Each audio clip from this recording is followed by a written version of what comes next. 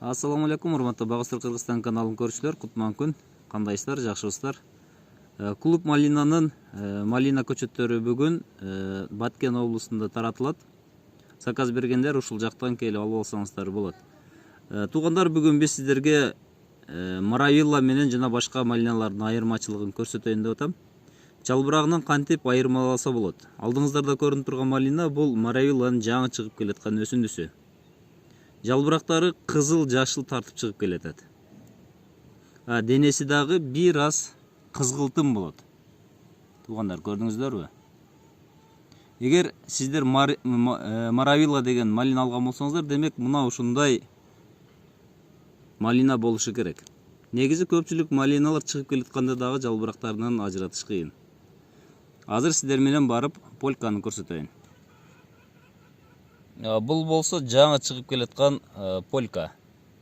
Полькада бир аз ач жашыл түс берип атат. Бул болсо полька. Туугандар, кийинки көчөттү көрсөтөйүн. Бул кийинки сорттогу малина Красная Москва, же болбосо Красный Рубин деп айтсак да эле болот. Жалбырактары чоңураак булардыкычы.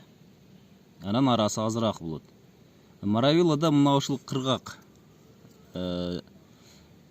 кыргактары майдасы көп болот, арасы көп болот. Бул майда жапайы малинага окшошураак келет. Ошону менен алмаштырып албаңыздар.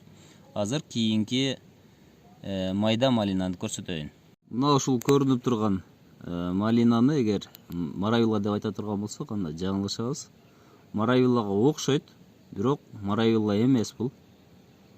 Сырты тегерекчелери майда, бирок кызыл болгону менен бул жапайы малина, майда малина деп айтылат. Көрүңүздөр. Маравиллага окшош. Муну көпчүлүгүбүз айырмалай албашыбыз мүмкүн. Мында бир гана мөмөсүнөн гана айырмалай алабыз. Көчөттөр окшош. Айырмачылыктары бар азыраак. Бирок көпчүлүгүбүз муну ажыратышыбыз кыйын болот. Көбүн эсе малинаны жалбырагына, мөмөсүнө, түсүнө карап, өскөнүнө карап айырмаласак болот. Андан тышкары мөмө бергенде 1 жылдыгынан же болбосо 2 жылдыгынан. Эгерде мына ушул малина учунан түйүп майда түйө турган болсо, демек бул башка сорт. Туугандар, малинанын ушул коммерциялык сортторун отургузушубуз керек. Эгерде башка малинаны отургузуп ала турган болсок, демек бул өзүн актоо жагынан актобой калышы мүмкүн. Сиздер менен Багыстыр Кыргызстан каналы болуп, тынч аман болуңуздар.